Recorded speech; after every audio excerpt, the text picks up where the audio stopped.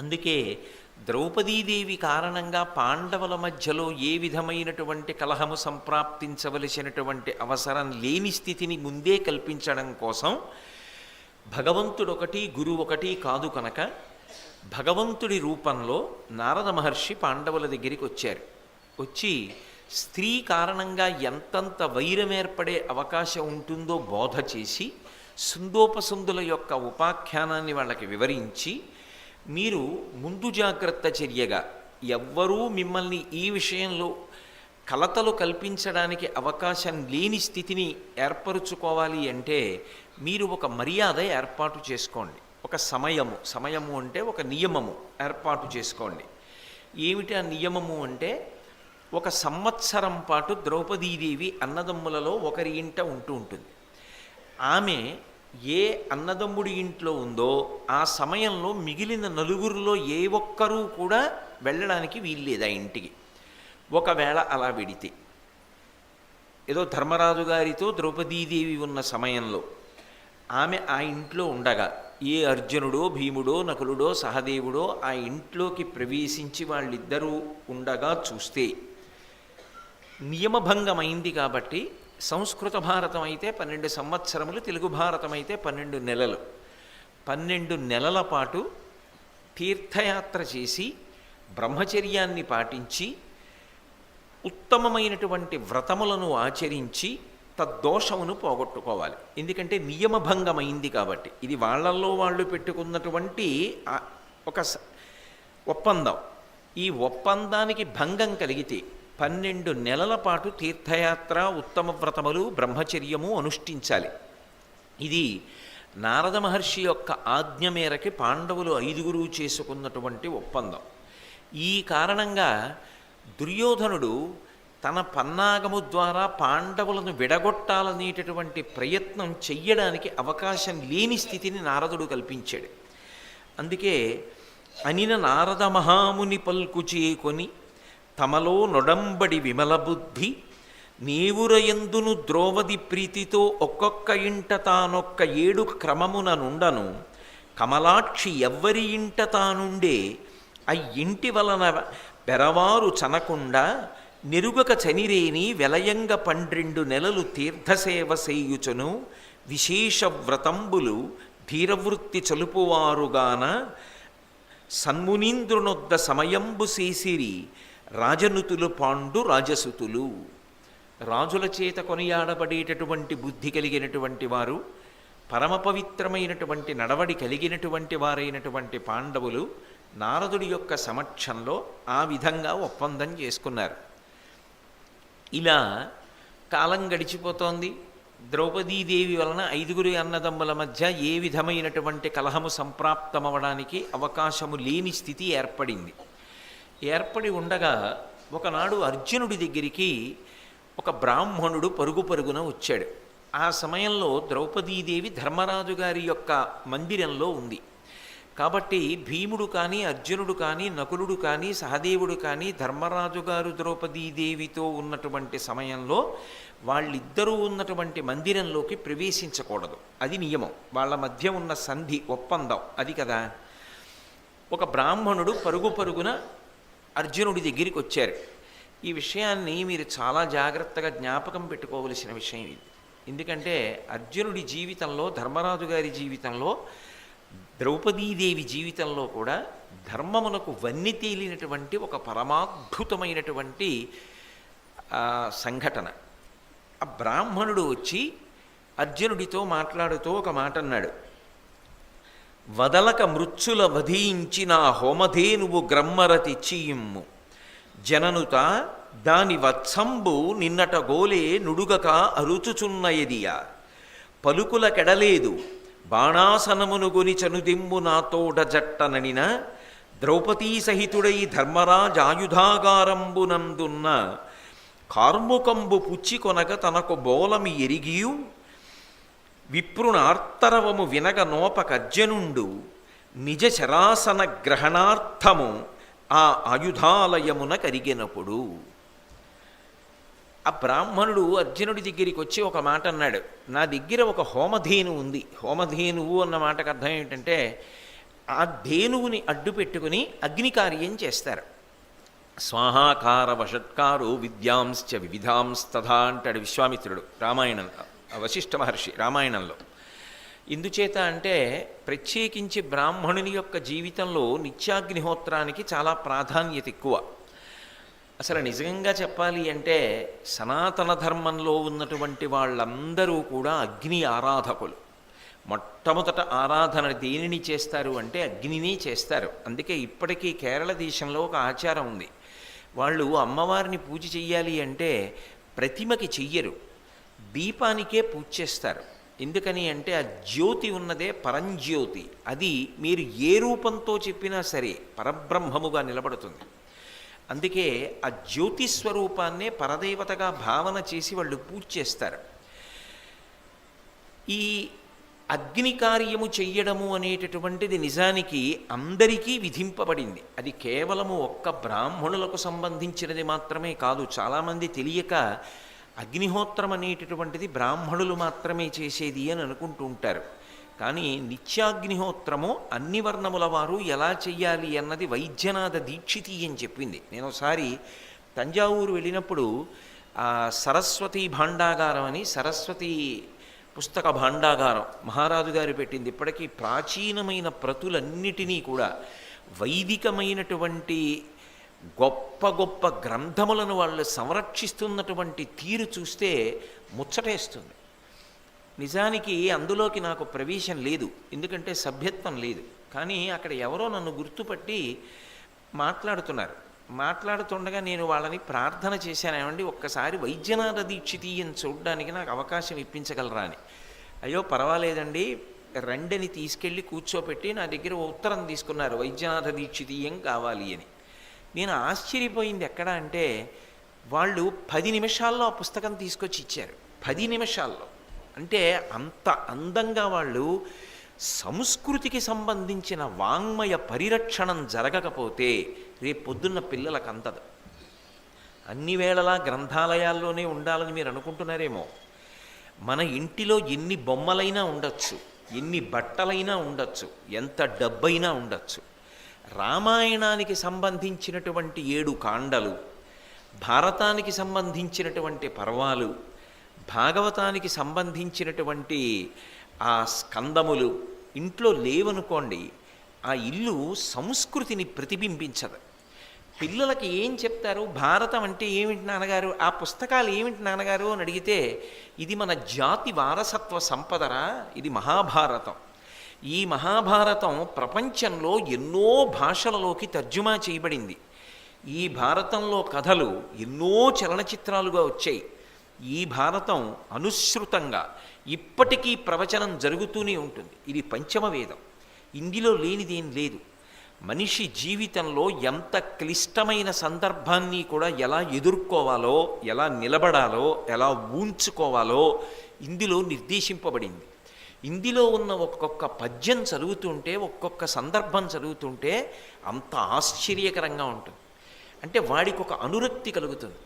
నువ్వు అందులో ఏదైనా సరే ఒక పర్వాన్ని తీసి నీకు ఇష్టం అనిపించిన ఒక సందర్భం చదువు. సాయంకాలం నేను ఇంటికి వచ్చిన తర్వాత, నేను ఖాళీ అయిన తర్వాత ఓ అరగంట నాతో నీతో మాట్లాడతాను అని భారతంలో కొడుకు అడిగినప్పుడు ఆ పుస్తకాన్ని పట్టుకుని ఒకసారి చూసి దాని మీద తండ్రి చెప్పినప్పుడే జాతి సంస్కృతి నిలబడుతుంది తప్ప, సంస్కృతి నిలబడాలని నినాదాలు చేస్తే సంస్కృతి నిలబడదు. ఏ లోకంలో ఉన్నారో కానీ మహానుభావుడు మాజీ ప్రధాని పివి నరసింహారావు గారు ఎంత బాధపడ్డారో ఒకప్పుడు భారతీయ సంస్కృతి పరిరక్షణం కోసం. ఆ సంస్కృతి నిలబడాలి అంటే వాంగ్మయం అత్యంత ప్రధానం. అది నిజంగా ద్రవిడ దేశంలో ఆ సరస్వతి లైబ్రరీ అంటారు వాళ్ళు ఇప్పటికీ. అందులో తంజావూరులో జాతి గర్వపడవలసినటువంటి గ్రంథాలు, ఎన్ని పురాతనమైనటువంటి గ్రంథాలు, ఎన్ని శాస్త్రాలకి సంబంధించిన గ్రంథాలు, ఏ మహారాజు గారు వాటినన్నింటినీ దాచాడో ఆ మహారాజు గారి చిత్తరువుతో గదిని ఇప్పటికీ ఆయన వాడిన వస్తువుల్ని కూడా పెట్టి వాళ్ళు ఆ సరస్వతి భాండాగారాన్ని నిర్వర్తిస్తున్నారు. ఇది మనం అలవాటు చేసుకోవాలి. ఒక దేవాలయం ఉంటే ఆ దేవాలయంలో ప్రాచీన గ్రంథాలతో తప్పకుండా ఒక అవకాశం ఉండాలి. ఎవరో గుడికి వస్తారు, ఎంతసేపు దర్శనం చేసుకుని వెళ్ళిపోవడమే కాదు, కాసేపు దేవాలయంలో కూర్చోవాలి అంటే, ఇవాళంటే నేను భారత ప్రవచనం చేస్తున్నా, ఒక 10 రోజులు పోయాక నాకు వ్యక్తిగతంగా ఓ పని ఏర్పడచ్చు, అప్పుడు నేను ఎక్కడికన్నా వెళ్ళొచ్చు. కానీ ఇక్కడికి వచ్చిన వాళ్ళు వెనక్కి తిరిగి విడిపోక్కర్లేదు. భారతంలోంచి ఏదైనా తీసుకుని నిన్నని ఈ ఘట్టమేనండి చెప్పారు అని విన్నవాళ్ళు చెప్తుంటే వాళ్ళు కాసేపు చదవడమో, విన్నవాళ్ళు చదువుతూ ఉండడమో, కాసేపు పరవశించి చదువుకోవడమో చేసుకోవడానికి ఉండాలి. రామాయణ భారత భాగవతాది గ్రంథములు ఉండాలి. ప్రతి చోట అటువంటి గ్రంథాలయాలు ఉండాలి. ప్రాచీనమైనటువంటి పుస్తకాలు ఎక్కడుంటాయో వాటిని పరమ పదిలంగా జాగ్రత్త చేసుకోవాలి. లేకపోతే ఏమవుతుందంటే ఒకనాడు జాతి సంస్కృతి తరిగిపోతుంది. నేను మీకు ఒక ఉదాహరణ చెప్తాను. తెలుగు ప్రజల యొక్క సంస్కృతిని కాపాడడానికి పోతన గారు భాగవతంలో ఎంత కృషి చేశారో తెలుసా? గుజ్జనగూళ్లను కొమరప్ప వండించి చెలులకు పెట్టించు చెలువమరసి రమణీయ మందిరా రామదేశములందు పువ్వు తీగలకును ప్రువిపెట్టు సదమలమణిమయ సౌదభాగములందు లీలతో భర్మడోలికల నూగు అని ఒక పద్యరచన చేశారు రుక్మిణీ కళ్యాణాన్ని. అందులో ఆశ్చర్యకరమైన విషయం ఏమిటో తెలుసా? సాక్షాత్ పరదేవతా స్వరూపం ఆదిలక్ష్మి అయినటువంటి రుక్మిణీదేవిని తెలుగింటి ఆడపిల్లని చేశారు పోతన గారు. ఎందుకో తెలుసా? గుజ్జనగూళ్లను కొమరొప్ప వండించి చెల్లులకు పెట్టించు చెలువ మెరసి. చెక్కిడాయిలు అంటుంటారు ఇప్పటికీ. చెక్కిడాలని జంతికల్లా ఉంటాయి, కొంచెం గట్టిగా ఉంటాయి, ఉపనయనంలో వండుతారు బాగా. ఆ చెక్కినాలు ఆ రోజుల్లో ఆవిడ వండి అందరికీ పంచిపెట్టేదిట. పేర్వేర బొమ్మల పెండ్లిండ్లు చేయుచు అబలలతోడ వియ్యంబులుందు. బొమ్మల పెళ్ళిళ్ళు చేయడం, తాటాకుతో బొమ్మలు చేసి బొమ్మల పెళ్ళిళ్ళు చేసి ఆడపిల్ల అత్తవారింటికి వెళ్ళినప్పుడు ఎంత సౌజన్యంతో వెలగాలో, మానవీయ సంబంధములు ఎంత అందంగా ఉంటాయో, ఆ వరసలు కలుపుకోవడం, వరసలు తెలిసి ఉండడం. బావగారంటే తెలియకపోతే, మరిదంటే తెలియకపోతే, ఆడబడుచంటే తెలియకపోతే, ఆడబడుచుని ఏమని పిలవాలో తెలియకపోతే ఎలా నిలబడుతుంది సంస్కృతి? అందున తెలుగునాట నేను మీతో ఒక యథార్థం మనవి చేస్తున్నా, ఒక్కొక్క పిలుపు నేరాల సంఖ్య తగ్గించేస్తుంది. నేను ఒకసారి విజయవాడ నుంచి గుంటూరు వెడుతుంటే నాతో పాటు కారులో ఒక గొప్ప పోలీస్ అధికారి ప్రయాణం చేశారు. ఆయన నాతో మాట్లాడుతూ ఒక మాట అంటే నేను తెల్లబోయాను. ఆయన నాతో అన్నారు, పూర్వం ఎక్కడ పల్లెటూరు వెళ్ళినా బావా బావా అని, అన్నయ్య అన్నయ్య అని మాట్లాడుకునేవారండి, ఇప్పుడు అవి లేవు.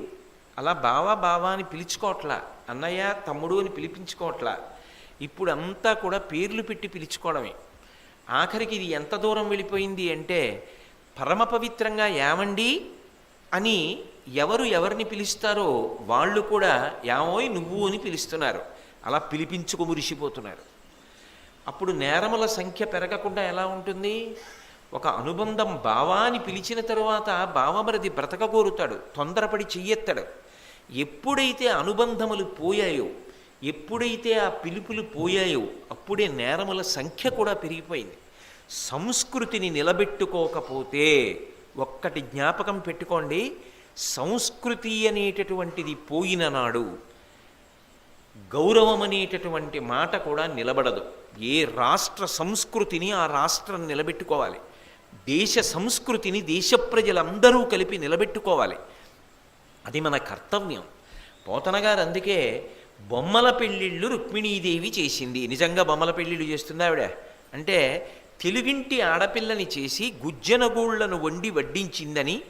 అలాగే మనకి తెలుగునాట ఒక ఆచారం ఉంది, అట్ల తద్ది వస్తే ఆడపిల్లలందరినీ తీసుకొచ్చి, అందున కన్నెపిల్లల్ని తెల్లవారుజామున చీకటి ఇంకా సూర్యోదయం కాకముందే గోంగూర పచ్చడి నువ్వుల నూనె వేసి చక్కగా పెద్దవాళ్ళు ఎవరుంటారో వాళ్ళు కలిపి ఆడపిల్లలందరినీ చుట్టూ కూర్చోపెట్టుకుని వాళ్ళకి అది పెట్టి, నువ్వులు గుండా అన్నం పెట్టి, పెరుగు అన్నం పెట్టి బలంగా ఉంటారని వాళ్ళు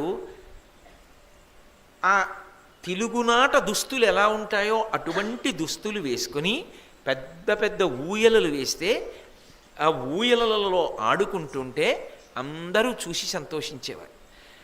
ఇవాళ ఎలా తయారైపోయింది సంస్కృతి? క్షీణించిపోతే ఎక్కడైనా కనపడుతోందా మీకు? ఓ ఉయ్యాల ఊగడం చూడాలి అంటే ఏదైనా పల్లెటూరు వెళ్ళి చూడాలేమో. గోంగూర పచ్చడి నువ్వులు గుండా అన్నం అట్ల తద్దినాడు తెల్లవారుజామున ఆడపిల్లలు తిని స్వేచ్ఛగా హాయిగా ఆడుకునే రోజులు ఉన్నాయా? ఎందుకు లేకుండా పోతున్నాయి అంటే మన సంస్కృతి మీద మనకి ఉత్సాహం లేదు నిలబెట్టుకుందామని. అలా నిజంగా అనుకున్నాం అనుకోండి, అట్ల తద్దినాడు అయ్యప్ప స్వామి దేవాలయ ప్రాంగణంలో ఇంత ఖాళీ ఉంది, ఇక్కడున్న భక్తుల ఆడపిల్లలతోటే ఆడించడం కష్టమా? మనందరం అన్నదమ్ముల్లా మేనమామల్లా నిలబడి ఆడించలేమా?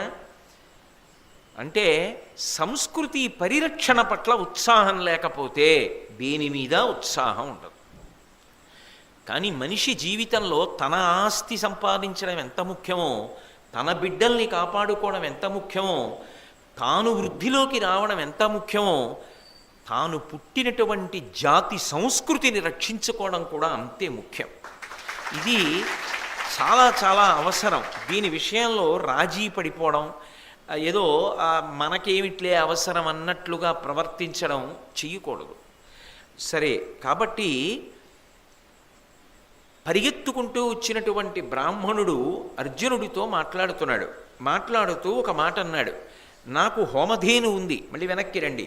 ఆ హోమధేనువుతో ఏం చేస్తాడు అంటే అగ్నిని ఆరాధన చేస్తాడు. ఇంతకీ నేను ఎక్కడ మొదలుపెట్టాను అంటే సరస్వతీ భాండాగారంలో తంజావూరు వెళ్ళినప్పుడు వైద్యనాథ దీక్షితీయం ఇస్తే ఆ వైద్యనాథ దీక్షితీయాన్ని చూశాను నేను. అందులో 4 వర్ణముల వారు అగ్ని ఆరాధన ఎలా చేయాలో రాసి ఉంది. కానీ దురదృష్టం ఏంటంటే ఆ పుస్తకాలు బయటికి తీసుకెళ్లే అవకాశం లేదు. దాన్ని ఏమైనా ప్రతిగా తీసుకుందామన్నా, పైగా నేను సభ్యుణ్ణి కాను, వాళ్ళు నా మీద ఏదో గౌరవం కొద్దీ పాపం చూడడానికి ఇచ్చారు. నాకు వెళ్ళిపోవలసిన సమయం అయిపోయింది. నేను ఆ పుస్తకం చదివి ఇచ్చేశాను. ఆనాటి నుంచి ఈనాటి వరకు వైద్యనాథ దీక్షితీయం నేను మళ్ళీ ఎక్కడా చూడలేదు. అంటే ఇవాళ ప్రాచీనమైన పుస్తకాలు ఏవైనా మీరు అడగండి, దొరుకుతున్నాయేమో. చిత్రనళీయమని తెలుగులో ఒక పరమాద్భుతమైనటువంటి గ్రంథం. మహాభారతంలో నలుడి యొక్క కథ ఎలా ఉంటుందో అంతకన్నా ఎంతో అందమైన పద్యాలతో ఉంటుంది. నిజంగా చెప్పాలంటే చిత్రనళీయం చదువుతుంటే ఆనందపడిపోతాం.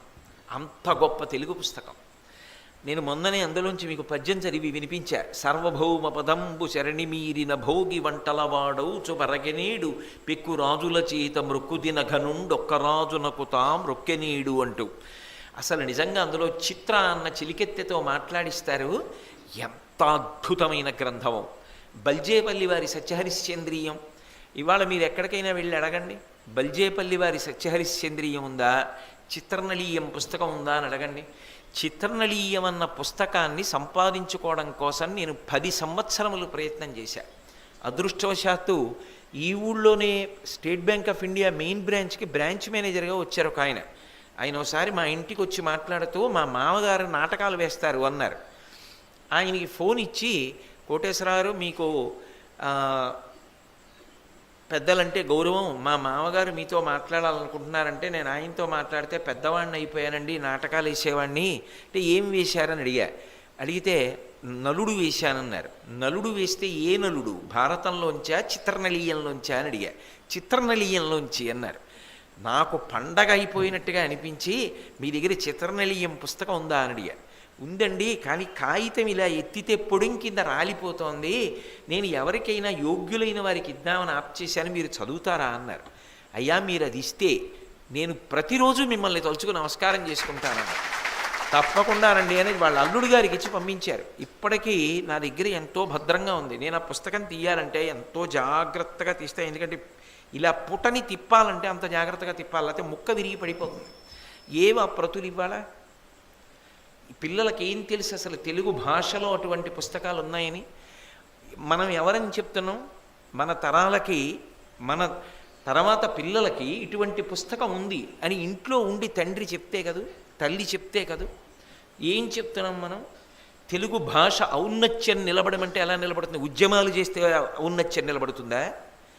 ఏది చెయ్యాలో అది చేస్తే నిలబడుతుంది. ఒకప్పుడు ఆంధ్రప్రదేశ్ ప్రభుత్వ దేవాదాయ ధర్మాదాయ శాఖ మార్చులు ఇదే ఊరికి చెందినటువంటి రేమెళ్ల సూర్యప్రకాష్ శాస్త్రి గారిని, అటువంటి పెద్దలు ఈ ఊళ్ళో ఉన్నటువంటి వారిని పట్టుకుని పులూరి గణపతి శాస్త్రి గారిని, అయ్యా వేదానికి మీరు తప్పకుండా భాష్య గ్రంథాలు చెయ్యాలి అని చెప్తే ఆచారకాండ మీద, గోవు మీద వాళ్ళు చేసినటువంటి పుస్తకాలు అన్నవర దేవస్థానంతో ముద్రణ చేయించారు. చేయిస్తే వేదసార రత్నావళి అన్న పేరుతో వచ్చే పుస్తకాలు తెలుగులో సంస్కృతంలో ఉన్నటువంటి వేదమంత్రములకు వాళ్ళు చేసినటువంటి భాష్యాలు తెలుగులో చేశారు, తేట తెలుగులో. ఎంత అద్భుతమైన పుస్తకాలు వేదసార రత్నావళి. ఆ రోజుల్లో ఆంధ్రప్రదేశ్ ప్రభుత్వంలో ఉన్న దేవాదాయ ధర్మాదాయ శాఖ మంత్రి అంత ఉత్సాహం చూపించారు కాబట్టి ఆ మహాపురుషులు ఇవాళ శరీరంతో ఉన్నారా? ఉంటారా? శరీరాలు వెళ్ళిపోయాయి, కానీ వాళ్ళ ప్రజ్ఞాపాఠవాలు గ్రంథ రూపంలో మిగిలిపోయాయి కాబట్టి చదువుకుందామన్న వాడికి దొరుకుతున్నాయి, లేకపోతే ఎలా దొరుకుతాయి? ఇవాళ వేదసార రత్నావళి అన్న పుస్తకం ఉన్నది, ఆ పుస్తకం పిల్లలకి చెప్పచ్చు మనం. అందులో ఎన్ని విషయాలు ఉంటాయో తెలుసా? మీరు ఆశ్చర్యపడేటటువంటి పరమ రహస్యమైనటువంటి విషయాలు ఉంటాయి. కొన్ని కొన్ని అందులోంచి చదువుతుంటే మనం తెల్లబోతాం. ఆఖరికి కప్పని వర్షాలు పడకపోతే ఎందుకు ఊరేగిస్తారో శాస్త్రీయమైన సమన్వయం చేస్తూ చెప్పారు. వేదంలో ఖణ్వక, ఖైమక, ఉపరి, తదురి అని కప్పల పేర్లు. ఆ కప్పల్ని ఊరేగించాలని, ఎందుకు ఆ కప్పల్ని ఊరేగిస్తారో, ఆ కప్పల గొప్పతనం ఏమిటో వర్ణించారు వేదమంత్రములకు వ్యాఖ్యానం చేస్తూ. అంటే ఈ జాతి ఏది అందించలేదు అసలు, కానీ ఏది ఇవాళ గ్రంథముల మీద ఆసక్తి ఏది, ఆ గ్రంథముల మీద అనురక్తి ఏది, అవి అందిద్దామన్న తాపత్రయం ఏది, వాటి మీద పరిచయ ప్రసంగాలేవి, పిల్లల్ని కూర్చోబెట్టి చెప్పినవాడెవరు? పిల్లలు బాగుండాలి, పిల్లలు బాగుండాలి, పిల్లలు బాగుండాలని వాళ్ళకి అందకూడనివన్నీ వాళ్ళకి చూపిస్తుంటే వాళ్ళు ఎలా బాగుంటారు? ఇది కదా ఆలోచించవలసిన విషయం. సరే, ఇది పెద్దలు నిర్ణయించవలసిన విషయం. కాబట్టి అగ్ని ఆరాధకులు సాధారణంగా మన సనాతన ధర్మంలో అందరం అగ్నిని ఆరాధన చేస్తాం. అది కూడా పుట్టుక దగ్గర నుంచి మృత్యువు వరకు అగ్నితోటే అనుబంధం. వంట అగ్ని, పుట్టినప్పుడు ఏది చెయ్యాలన్నా అగ్ని, పితృకార్యానికి అగ్ని, నిత్యము ఆరాధన అగ్ని, లోపల ఉన్నది వేడి, ఆఖరణ యజ్ఞం చేస్తారు, యాగం చేస్తారు, అన్నీ అగ్ని సంబంధం. చిట్ట చివర శరీరం పడిపోతే కొడుకు ఈయన అగ్నిని ఆరాధించి ఆరాధించి వెళ్ళిపోయాడు, ఇక ఈయన చేత్తో ఈయన హవిస్సు వెయ్యడు, ఈయననే హవిస్సుగా వేసేస్తున్నామని చెప్పి అగ్నిహోత్రంలో వేసేస్తాడు మంత్రం చెప్పి అంత్యేష్టి సంస్కారంలో. అంత గొప్ప అగ్ని ఆరాధన. అటువంటి అగ్ని ఆరాధన చెయ్యడాన్ని హోమధేనువు అంటారు. నేను ప్రతిరోజు హోమం చెయ్యడానికి అది అవసరం, అది లేకపోతే హోమం నడవదు. బ్రాహ్మణుడు చెప్పుకుంటున్న మాట అర్జునుడితోటి. ఎందుక ధేనువు? ధేనువు అంటే ఆవు. అది ఉందనుకోండి పాలు వస్తాయి, పాలు వచ్చాయనుకోండి తోడు పెడితే పెరుగు వస్తుంది, పెరుగులో చిలికితే వెన్న వస్తుంది, వెన్న కాస్తే నెయ్యి వస్తుంది. ఆ నీతితో హోమం చేస్తారు. ఈ పాలు హోమంలో పనికొస్తాయి, పెరుగు పనికొస్తుంది. అసలు ఆవు పేడ పిడకలు చేసి ఆ పిడకలే హోమంలో వేస్తారు. ఇప్పుడు ఆ హోమ ధేనువు లేదనుకోండి, ఆయన హోమం ఎలా చేస్తాడు? హోమం చెయ్యలేడు. హోమం చేయలేదనుకోండి, అసలు ఆయన చెయ్యవలసిన పని ఆయన చెయ్యడం కుదరదు.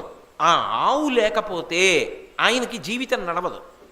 కాబట్టి ఆయనకి అత్యంత ప్రధానం ఏది అంటే ఆవు. కాబట్టి ఇప్పుడు ఆవు కావాలి. ఆ ఆవేమైంది అంటే వదలక మృత్యుల వధించిన హోమధేనువు గ్రమ్మర తెచ్చిమ్మో, దొంగలు ఎత్తుకుపోయారు. ఆయనకి బలం ఉందా? ఆయన వెళ్ళి రక్షించుకోగలడా?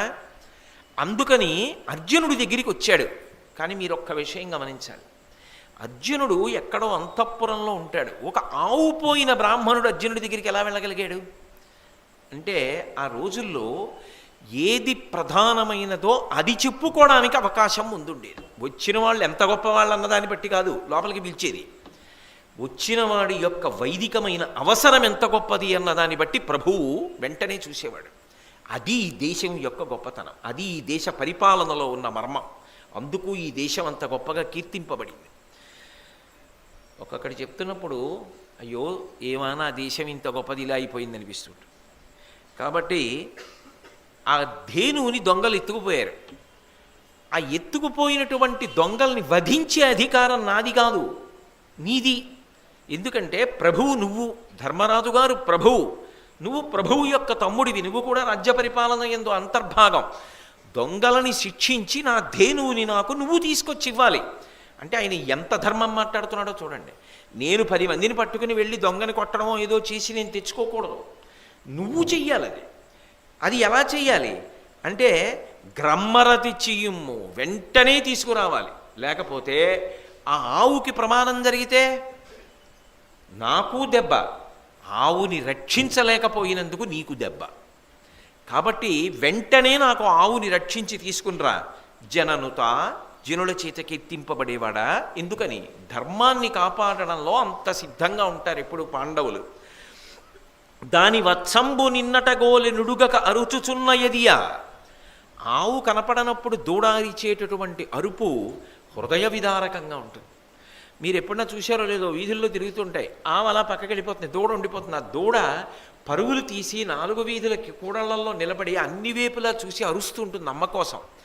అది అమ్మ కోసం అరిచేటటువంటి అరుపులో అంత ఆర్తి ఉంటుంది. నిన్న రాత్రి నుంచి దూడ అరిచినట్టుగా ఉంది. ఇక్కడ దూడ అరుస్తోంది, ఎక్కడో ఆవు కూడా అరుస్తూ ఉంటుంది. ఆ ఆవుకి దూడ కనపట్టాలా, దూడకి ఆవు కనపట్టాలా. ఇవి రెండూ ఒకదాన్నొకటి చూసుకోలేక అరుస్తున్నాయన్న బాధ నన్ను నిలబడనివ్వట్లా. అంటే ఆయన ఎంత మృదు హృదయం ఉన్నవాడో చూడండి. ఆ దూడ అలా అరుస్తోంది, అందుకని నేను రేపు వస్తా, ఎల్లుండి వస్తా, మధ్యాహ్నం వస్తా, కుదరదు, వెంటనే రావాలి. అంటే ఆ రోజులలో న్యాయం కోసం ప్రభువుతో అలా మాట్లాడగలిగి ఉండేవారు ప్రజలు. కాబట్టి దాని వత్సంబు నిన్నటగోలె నుడుగక అరుచుచున్న ఎదియా. పలుకులకెడలేదు. నువ్వేదో మాట్లాడదాం అనుకుంటున్నావేమో, మాట్లాడడానికి ఏం అవకాశం లేదురా, ముందు పట్రా. ఆ దొంగతనం చేశాడు, ఆవుని దొంగతనం చేయడం ఏమిటి? వాడిని చంపైనా సరే ముందు పట్రా. ఎందుకని? అంత దూరం ఎలా తరుగుతాడు, ఇక్కడ నిలబడి అస్త్రప్రయోగం చేయగలడు. కాబట్టి దొంగని చంపైనా ఆవుని తీసుకురా. కాబట్టి అనేటప్పటికీ అర్జునుడు ఆలోచించాడు. ఆయనకి తెలియదా ఎక్కడుంటుంది బాణం వెయ్యాలి అంటే? బాణం సంధించడానికి ఏం కావాలి? ధనస్సు కావాలి, బాణములు కావాలి, బాణములు ఉన్న తూణీరములు కావాలి. ఇవి ఎక్కడుంటాయి? ఆయుధములన్నింటినీ ఒక చోట దాచిపెడతారు, దాన్ని ఆయుధాగారము అంటారు. అక్కడ ద్రౌపదీదేవితో కలిసి ధర్మరాజు గారు ఉన్నాడు ఏదో పని మీద. వెళ్ళొచ్చా అర్జునుడు? వెళ్ళకూడదు కదా. నారద మహర్షి వచ్చి చేసినటువంటి ఒడంబడిక వలన అలా వెళ్ళకూడదు. వెడితే 12 నెలలు తీర్థయాత్ర చెయ్యాలి, బ్రహ్మచర్యం పాటించాలి, దానితో పాటుగా ఉత్తమమైనటువంటి కార్యక్రమములను చెయ్యాలి. అంటే ఏదో హోమాదులు చేస్తూ యజ్ఞములు చేస్తూ ఎప్పుడూ మంచి మాటలు వింటూ ఇంకా తాను తీర్థయాత్ర చేస్తూ తిరిగి రావాలి 12 నెలలు. బ్రాహ్మణుడికి ఆవుని తేవడం బాగానే ఉంది, ఆయన అవసరం తీరడం. కానీ అక్కడున్నది ధనస్సు. ఇప్పుడు ధనస్సు కోసం తాను వెళ్లకుండా ఎవరినో పంపించాడు అనుకోండి, ఎన్ని మాట్లాడాలి? ఒరే అక్కడ ధనస్సులు ఉంటాయి, తనవే కాదు బోల్డెన్ ఉంటాయి. తన ధనస్సు ఏదో వాడికి ఎలా తెలుస్తుంది? ఆవుని రక్షించడానికి వాడవలసిన ధనస్సు ఒకటి ఉంటుంది, అన్నిటికీ గాంధీవం పట్టుకెళ్ళిపోరు, అసలు గాంధీవం ఇంకోటి పట్టుకు రాలేడు.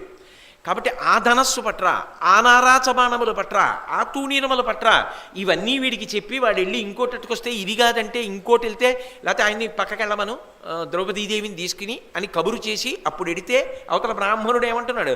మాట్లాడడానికి సమయం లేదు రా అంటున్నాడు. కాబట్టి ఇప్పుడు ఆలోచించాడు. బాణాసనమును కొని చనుదెమ్మునా తోడ జట్టనడిన ద్రౌపదీ సహితుడై ధర్మరాజ ఆయుధాగారంబునందున్న కార్ముకంబు పుచ్చికొనక తనకు బోలమి ఎరిగియు విప్రునార్తరవము వినప నోపక అర్జునుండు నిజ శరాసన గ్రహణార్థమాయుధాలయమున కరిగినప్పుడు. అక్కడ ద్రౌపదీదేవితో ధర్మరాజు గారు ఉన్నారు. నేను వెళ్ళి అక్కడి నుంచి ధనస్సుని తీసుకుంటే అటువైపు చూసినా చూడకపోయినా వాళ్ళిద్దరూ ఉన్నప్పుడు నేను వెళ్ళకూడదు. వెడితే 12 నెలలు తీర్థయాత్రకు వెళ్ళాలని తెలిసి ఉన్నప్పటికీ తాను అంత కష్టపడవలసి వచ్చినా ఒక బ్రాహ్మణుడు వచ్చిన హోమధేనువు పోయిందయా, నిన్న రాత్రి నుంచి కనపట్టలేదు, దొంగలు ఎత్తుకుపోయారని చెప్తే, అయ్య బాబోయ్ నేను 12 నెలలు తీర్థయాత్ర చెయ్యాలి, అక్కడ ద్రౌపది ధర్మరాజు గారు ఉన్నారు, నేను వెళ్ళనని కూర్చుంటే తన వ్యక్తిగతమైనటువంటి సౌకర్యార్థము ఆర్తితో ఉన్నటువంటి ఒక బ్రాహ్మణుడు లేదా దేశంలో ఉన్నటువంటి ఒక జనుడు వచ్చి తనకి నివేదన చేసినా రక్షించనప్పుడు తాను ప్రభువుగా ఉండి ఉపయోగం ఏమిటి? తాను కష్టపడినా సరే ఆయనకి మాత్రం రక్షణ కలగాలి, అందుకు వెళ్ళిపోయాడు. ఇది అర్జునుడి యొక్క శీల వైభవం. సంఘటన చాలా చిన్నదిగా కనపడుతుంది. అంటే వ్యక్తిగతంగా తాను ఎంత ఇబ్బంది పడినా పర్వాలేదు, కానీ ధర్మము నిలబడాలి. ధర్మము నిలబెట్టలేనప్పుడు తాను ఎందుకు ఇంకా ప్రభువుగా అందుకని ధర్మాన్ని నిలబెట్టడానికి నేను వెళ్ళిపోతానని వెళ్ళిపోయాడు. వెళ్ళిపోయి ధనస్సును తీసుకున్నాడు, బాణాలు తీసుకున్నాడు. ఇక అర్జునుడు ధనస్సు బాణాలు తీసుకున్న తర్వాత దొంగని కొట్టాడు, ఆవుని తీసుకొచ్చాడు, బ్రాహ్మణుడికి ఇచ్చాడు. ఇవన్నీ అనవసరమా? ఇక అర్జునుడు ధనస్సు బాణాలు పట్టుకున్నాక కూడా ఈ కథంతా చెప్తే అంతకన్నా అర్ధరహితమైన విషయం ఇంకోటి లేదు. కొన్ని చెప్పకుండా ఉంటేనే అవతలవాడి మర్యాద కాదు. ఆయన వచ్చారు అన్నాను అనుకోండి, ఆ పని అయిపోయింది. ఆ డాక్టర్ గారు వచ్చేసారండి, బతికిశాడంతే రోగి. అమ్మయ్యా ఆయన వచ్చేసారండి, ఆ తర్వాత ఏమైందండి, అడగకూడదు, పని అయిపోయిందండి అని గుర్తు కాదు. ఆయన ధనస్సు బాణాలు తెచ్చేసుకున్నాడు, ఆ తర్వాత ఏమైంది అని నన్నయ్య గారు రాయనుకూడదు, ఏమైందని మీరు నన్ను అడగనుకూడదు, నేను చెప్పనుకూడదు. కానీ చెప్పకపోతే అందం ఉండదేమోనని మీకు అర్థం కాదేమో అని నేను మాట చెప్పడం. బ్రాహ్మణుడి యొక్క ఆవుని తీసుకొచ్చి బ్రాహ్మణుడికి ఇచ్చేసాడు, దొంగల్ని చంపాడు. బాణప్రయోగం చేసిన తర్వాత చనిపోకుండా ఎలా ఉంటాడు? కాబట్టి దొంగలు చనిపోయారు. తిరిగి వచ్చేసాడు. వచ్చేసిన వాడు వెంటనే గబగబా పెట్టి సర్దుకుంటున్నాడు. ఎందుకని? 12 నెలలు తీర్థయాత్రకి వెళ్ళిపోవడానికి. తీర్థయాత్రకి వెళ్ళిపోవడం అంటే దానికి ఒక నియమం ఉంటుంది, తనంత తాను వెళ్ళిపోవడం కాదు. ఇంటిలో పెద్దవాళ్ళు ఎవరుంటారో వాళ్ళ యొక్క అనుమతి తీసుకుని తీర్థయాత్రకి వెళతారు. ఎవరు? ధర్మరాజు గారు ఉన్నాడు, పెద్ద ఆయన, పైగా రాజ్యమునకు ప్రభువు, అగ్రజుడు. ఆయన యొక్క అనుమతి తీసుకోవాలి కదా. అందుకని వెళ్ళి ధర్మరాజు గారి పాదములకు నమస్కారం చేశాడు. అన్నయ్య తీర్థయాత్రకి ఎడుతున్నాను అన్నాడు. ఈవిరా ఎందుకు ఇప్పుడు అంత అకస్మాత్తుగా తీర్థయాత్రకి ఎందుకు ఎడుతున్నావు అని అడిగాడు. అంటే ధర్మరాజు గారు అసలు పట్టించుకోలేదు. తాను ద్రౌపదీదేవి ఉండగా అర్జునుడు వచ్చి ధనస్సు తీసుకెడుతున్నాడు అన్న విషయం పట్టించుకోలేదు. ఎందుకంటే అది ఒక దోషంగా ఆయన భావించాల. ఎందుకని అంటే ఒక చిన్న దోషం పెద్ద ధర్మం కోసం చేస్తున్నాడు, ఒక గో సంరక్షణ కోసం, ఒక బ్రాహ్మణుడి హోమధేనువు కోసం పెడుతున్నాడు. కాబట్టి అసలు ధర్మరాజు దాన్ని దోషంగా చూడలేదు. ఇప్పుడు అర్జునుడు అన్నాడు, కాదన్నయ్య మనం ఒక నియమం పెట్టుకున్నాం కదా, ఆ నియమమునకు భంగం ఏర్పడినప్పుడు నేను చెయ్యవలసిన కార్యం నేను చెయ్యాలి కదా, అందుకని నేను బయలుదేరుతున్నాను తీర్థయాత్రకి అన్నాడు. అంటే ధర్మరాజు గారు వెంటనే ఒక ధర్మం చెప్పాడు. వాళ్ళు ఏదైనా మాట్లాడితేనండి అర్థం లేని ప్రసంగాలు ఉండవు. వాళ్ళు ఏది మాట్లాడినా మాటలో ధర్మ ప్రతిపాదన ఉంటుంది, అందులో మనం నేర్చుకోవలసిన విషయాలు చాలా ఉంటాయి. అంత అద్భుతంగా ఉంటాయి ఆ సంవాదాలు. అసలు ఆ మాట్లాడుకోవడంలో అంత గొప్పతనం ఉంటుంది. ఏదో పద్యం గబగబా చదవలేము, ఒక్కొక్క పద్యం చదివితే ఓ 15 నిమిషాలాగా ఆలోచించాలి, అంత గొప్పగా మాట్లాడతారు. ధర్మరాజు గారు అన్నాడు, క్రూరకర్మలయ్యు గో బ్రాహ్మణులకు బాధలు ఉడుచు జనుల పాపచేయము ఎట్టి ఎడల బొంద ఇంద్రనందన నీకు సమయభంగ భీతి జనగనేలా. ఆయన ఎంత పెద్ద మాట వాడాడో చూడండి. క్రూరకర్ములయ్యు, క్రూరమైనటువంటి పనులు చేసేవాళ్ళైనప్పటికీ కూడా గోవుని కానీ బ్రాహ్మణుణ్ణి కానీ రక్షించడం కోసం చేసేటటువంటి ప్రయత్నంలో వాళ్ళు ఏదైనా పాపాన్ని చేసినా వాళ్ళకే ఆ పాపం అంటరు సరిగదా, పుణ్యం వండుతోంది. కాబట్టి నువ్వు ఒక బ్రాహ్మణుణ్ణి గోవుని సంరక్షించడం కోసం కదా వెళ్ళావు, పాపం ఎందుకు అవుతుంది రావడం? కాబట్టి నీకు సమయభంగం అన్న మాట వర్తించదు. అయితే సహజంగా కొంతమందికి అనుమానం ఉంటుంది, బ్రాహ్మణులేనా అండి మిగిలిన వాళ్ళు ప్రజలు గారా? అస్తమానం గోవు బ్రాహ్మణుడు గోవు బ్రాహ్మణుడు గోబ్రాహ్మణ హితార్థ యా దేశస్య సుఖాయ చ అంటారు రామాయణంలో కూడా. గోబ్రాహ్మణేభ్య శుభమస్తు నిత్యం లోకా సమస్తా సుఖినో భవంతు అని.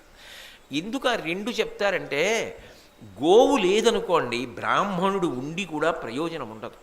బ్రాహ్మణుడు ఏం చేస్తాడు? వేదం చదువుకుంటాడు. వేదం చదివితే ఏం చేస్తాడు? ఆయన నిస్వార్థంగా లోకంలో ఎప్పుడు ఏదైనా ఉపద్రవం వస్తే ఆ ఉపద్రవం తప్పడానికి ఓ యజ్ఞం చెయ్యాలి, తనకున్నటువంటి వేదమంత్రాన్ని ఉపయోగించాలి. కానీ ఆయన ఉపయోగించాలంటే భూమిని శుద్ధి చెయ్యాలా? అక్కడ ఎవరు తిరిగారు, ఏ మలమూత్ర విసర్జన చేశారో అక్కడ హోమకుండం ఎలా పెడతారు? పెట్టాలి అంటే అగ్నిహోత్రుడు భట్టారకుడు పూజనీయుడు, ఆయన్ని పిలవాలి అంటే యాగశాల వెయ్యాలంటే అది పవిత్రం అవ్వాలి. ఈ లోకంలో 84 లక్షల జీవరాశులలో 83,99,999 ప్రాణుల యొక్క మలమూత్రములు హేయములే, దుర్గంధభూయిష్టములే. కానీ ఒక్క గోవు యొక్క మలమూత్రములు సువాసనా భరితములు, అవి పరమ పవిత్రములు. గోమయాన్ని, ఆవు యొక్క పేడని అలికితే ఆ భూమి పవిత్రమవుతుంది. అందుకే మీరు ఏ కల్పం చూడండి, గోమయంబుతో అలికి అని ఉంటుంది. ఎక్కడ మీరు పూజ చేస్తున్నారో అక్కడ గోమయంతో అలకండి అని ఉంటుంది, భూమి పవిత్రత కోసం. అయినప్పుడు మరి గోవు లేకుండా భూమిని పవిత్రం చేయకపోతే యాగశాల ఎలా కడతావు? ఆవు లేనప్పుడు పాలు పెరుగు నెయ్యి లేకపోతే హోమం ఎలా చేస్తావు? ఆ ఆవు ఉంది, ఇప్పుడు ఆవు వలన పదార్థాలు ఉన్నాయి, బ్రాహ్మణుడిని మంత్రాన్ని అనుసంధానం చేశాడు, నాకేం రాకపోయినా నేను అక్కడ కూర్చుంటే దాని చేత దేవతలు ప్రీతి చెంది దేవతల యొక్క అనుగ్రహం చేత వాళ్ళ కోరికలు తీరుతాయన్నది శాస్త్రము చేత ప్రతిపాదింపబడిన విషయం. చాగంటి కోటేశ్వరరావు గారు చెప్తున్నారు అనకండి, అది శాస్త్రం చెప్పిన మాట. అయినప్పుడు వీళ్ళిద్దరూ బాగుంటే మిగిలిన వాళ్ళు కూడా బాగుంటారు. అందరూ బాగుండడానికి ఒక ప్రణాళిక చూడండి. ఆ ఇంటి యజమాని బాగుంటే పిల్లలందరూ బాగుంటారండి. ఆయన సంతోషంగా ఉండాలి, ఆయన సంతోషంగా ఉంటే అందరూ సంతోషంగా ఉంటారు. అంటామా అనమా? అలా అన్వయం అది. గోబ్రాహ్మణ సౌఖ్యము కొరకు మంగళకరమైన మాట అందుకొస్తూ ఉంటుంది. కాబట్టి క్రూరకర్ముడైన గోబ్రాహ్మణ హితం కోసం ప్రవర్తించినటువంటి వాడికి పాపం అంటదు. నీకెందుకు పాపం అంటుతుంది? పాపం అంటదు. పైగా నీకు ఇంకొక మాట చెప్పనా? దొంగతనం అనేటటువంటిది ఎవ్వరూ కూడా స్వీకరించకూడనటువంటి వృత్తి. ఎందుచేత అంటే దొంగతనానికి అలవాటు పడిపోయాడు అనుకోండి, జీవితంలో యుక్త అయుక్త అని రెండు మాటలు ఇక అన్వయం కావు. అది ఎలా ఉంటుంది అంటే, డబ్బు కనపడుతోంది అదొక్కటే, అది ఆమె మంగళసూత్రం అయి ఉండొచ్చు, వాడికి అనవసరం. ఏ వారం ఏ సమయం దీపాలెట్టారా దీపాలెట్టలేదా వాడికి అనవసరం. కానీ మీరొక్కటి ఆలోచించండి, ఒక్కొక్క వేళలో అందులో బంగారం గొలుసనుకుని లాగిన వేళ ఆవిడ బెంగ పెట్టేసుకుని ఆయన బెంగ పెట్టేసుకుని ఎన్ని నెలలు ఎన్ని సంవత్సరాలు ఎంత బెంగ పెట్టుకుంటారో. అది మామూలు గొలుసు కాదు, భారతీయ స్త్రీ ఐదవతనానికి గుర్తు. అది లాగేశాడు అంటే వాడికి యుక్తాయుక్త విచక్షణ లేదు. అయ్యో నేను లాగుతున్న దాని విలువ కొన్ని వేలు ఉండొచ్చు, కానీ ఆమె ఏడుపు వెనక, ఆమె మనసులో పెట్టుకున్నటువంటి శంక వెనక ఎంత బాధ ఉంటుందో. ఆయనకి మనసులో ఏదో శంక బయలుదేరుతుంది, ఎందుకు ఇలా జరిగిందని. ఒక్కొక్కసారి దానికోసం ఇళ్లల్లో దెబ్బలాట్లు అవుతాయి. చేసుకుని మూర్ఖులు ఉంటారు, సరిగ్గా చూసుకోక్కర్లేదా, ఎంత కష్టపడి చేయించాను, ఉన్నదొక్క గొలుసు, అది కాస్త అలా చేసొచ్చావా అని చేసుకునే మూర్ఖులు ఉంటారు ఇళ్లల్లో. అవి పాపం వాళ్ళు ఎంత క్లేశపడడానికి కారణమవుతాయి. నీ బుద్ధి ఏమైపోయిందో ఒక మనుష్యుడిగా దొంగతనం చేసే ముందు, అవతలవాడు ఎంత కష్టపడి సంపాదించిందో, ఏ అనారోగ్యానికి దాచుకున్నాడో, ఏ పెళ్లికి దాచాడో, ఏ పేరంటానికి దాచాడో, ఏ పాపం జీవితంలో ఏ మంచి పని చేసుకోవడానికి దాచుకున్నాడో, నీకు డబ్బు తప్ప అవతల వాళ్ళ యొక్క కష్టం కనపడదా? ఇక దొంగతనం అనేటటువంటి మాట వెనక మనిషి మనసులో ఎంత క్రూరమైన ప్రవృత్తి ఏర్పడిపోతుందో ఆలోచించండి. ఒకసారి దానికి అలవాటు పడిపోయాడు అనుకోండి, వచ్చి పడుతోంది తేలికగా, కాబట్టి వ్యసనములకు అలవాటు పడతాడు. ఎందుకంటే కష్టపడి సంపాదించింది కాదుగా, దాని విలువ తెలియదు. అది అన్ని విధాల భ్రష్టత్వాన్ని తీసుకొస్తుంది. అందుకే రాజు నిర్ణయం ఏమిటి అంటే, దొంగ అనేటటువంటి వాడు తప్పించుకొని పారిపోతూ ఇక పట్టుకోవడం కష్టమన్నప్పుడు బాణం వేసి చంపైనా సరే రాజ్యమును రక్షించకపోతే వాడు ఒక తల్లి కడుపులో పెరుగుతున్న పసిబిడ్డని చంపిన పాపాన్ని మూటగట్టుకుంటాడు ప్రభు. కాబట్టి దొంగని శిక్షించవలసిందే. దొంగని శిక్షిస్తే అశ్వమేధయాగం చేసినంత పుణ్యాన్ని పొందుతాడు. అందుకే ఈ దేశం యొక్క గొప్పతనం ఏమిటో తెలుసా? దొంగతనం చేయడం అనేటటువంటిది ఎంత ప్రమాదకరమో, మనిషి ఎంత పతనం అయిపోతాడో, అసలు ఆ ఆలోచన ఎందుకు రాకూడదో. పరద్రవ్యాణి లోష్ఠవత్, లేకపోతే అక్కడతో పోయిందంతే తప్ప దొంగతనం చేసి బతకడం అన్న మాట లేదు. అలా చెప్పబట్టే, అటువంటి సంస్కృతి ఏర్పడబట్టే ప్రపంచ దేశాలన్నిటిలో తాళం కప్ప తెలియని ఏకైక దేశం భారతదేశం ఒక్కటే. ఈ దేశంలో ఎప్పుడు తలుపులకి తాళం వేసుకుని వెళ్ళేవారు కాదుట ఒకప్పుడు.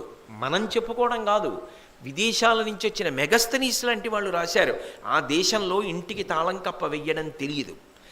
ఎవరికి ఏదైనా దొరికితే పట్టుకెళ్ళి ప్రభువుకి ఇచ్చేస్తారు తప్ప దొంగతనం చెయ్యరు అసలు అక్కడ.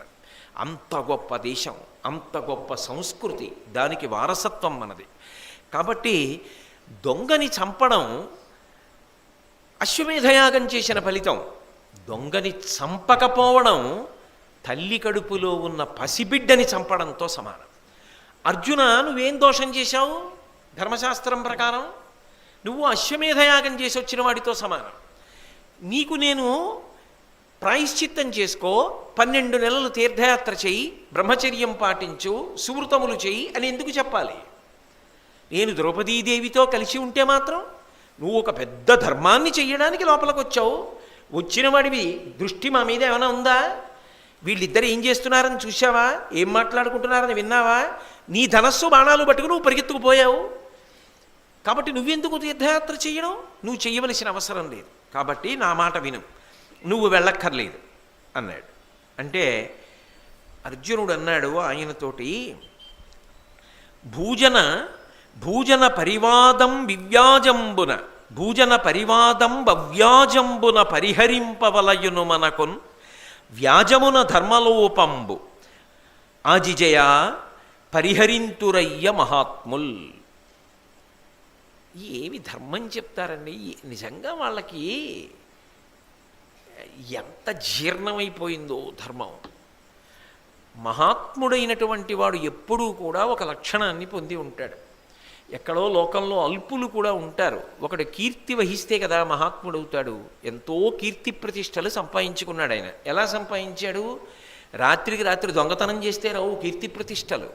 అసిధారావ్రతంగా జీవితంలో కష్టపడి నియమపాలనం చేసి ధర్మాన్ని పట్టుకుంటే కీర్తి ప్రతిష్టలు వస్తాయి. ఆయన ఒక మహాత్ముడయ్యాడు ప్రజల దృష్టిలో. ఇది జీర్ణం కాని వాళ్ళు కూడా ఉంటారు సమాజంలో. ఆయనకింత పేరు రావడమే, ఆయనకింత ప్రఖ్యాతి రావడమే. అప్పుడు వాళ్ళు ఏం చేస్తారంటే ఆయన మీద బురద జల్లే ప్రయత్నం చేస్తారు, ఆయన మీద ఆరోపణలు చేసే ప్రయత్నం చేస్తారు. అన్నయ్య, ఒక అల్పుడు చేసినవాడు అని ఊరుకోకూడదు సుమా. అల్పుడే ఆరోపణ చేసినా నేనటువంటి పని చెయ్యలేదు అని నిరూపించుకోవలసిన అవసరం ఉంటుంది. ఆయన అటువంటి వాడా కాడా అన్నది అందరికీ తెలుసు. తెలిసినా కూడా ఇది ఇలా జరిగినది అన్న విషయం అందరికీ తెలిసేటట్టుగా చెయ్యాలి. అందులో నిజమే కదా, అలా అనుమానం ఉంది కదా అని ఎవరైనా అంటే తాను సభకొచ్చి చెప్పాలి. ఎలా ఆధారం ఉందనుకుంటున్నారు? ఎప్పుడు చేశానా దోషం అని చెప్పాలి.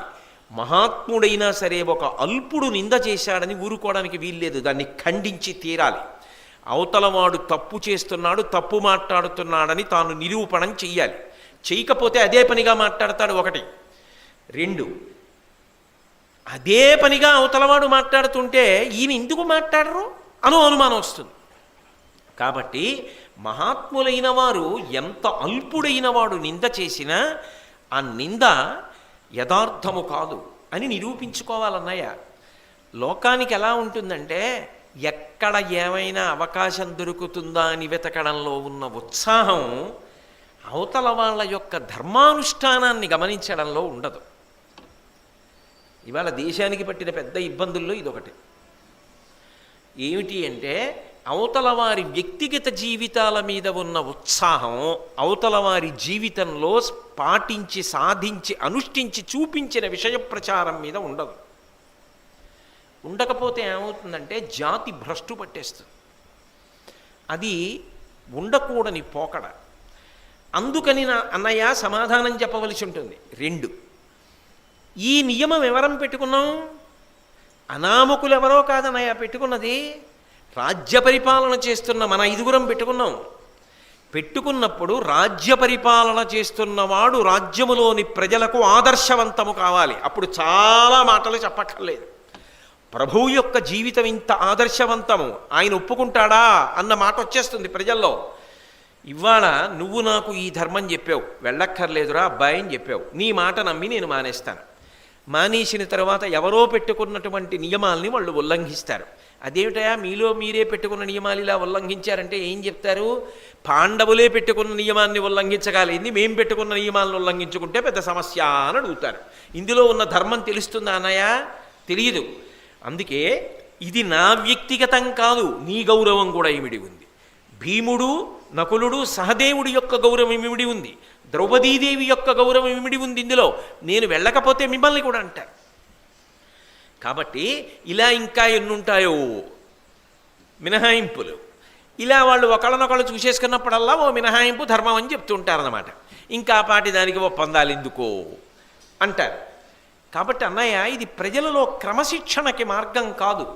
క్రమశిక్షణకి మార్గం కావాలి, మనందరి గౌరవం నిలబడాలి అని నేను వెడుతున్నాను తప్ప ఇది ఏదో నా వ్యక్తిగత దోషమని కాదు.